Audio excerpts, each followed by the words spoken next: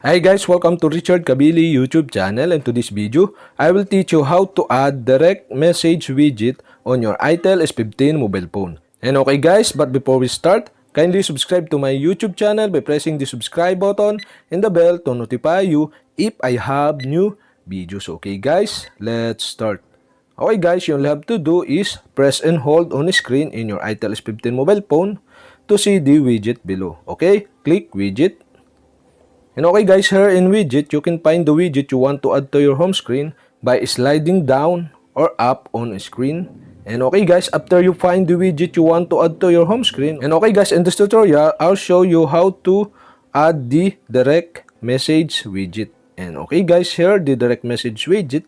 And okay guys, you'll have to do is click the widget and automatically select the contact to add to your widget. And okay guys, for my example, I add one of my contact.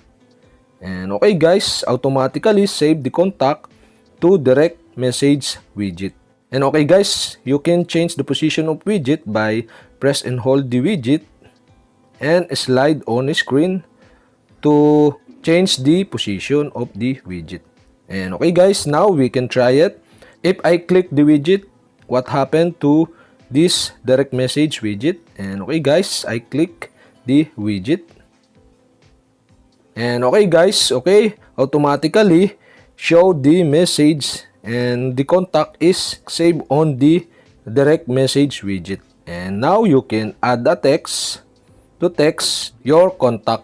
And okay guys, that's it. We have successfully add the direct message contact to your itel S15 mobile phone home screen. And okay guys, if you have a question, kindly comment below.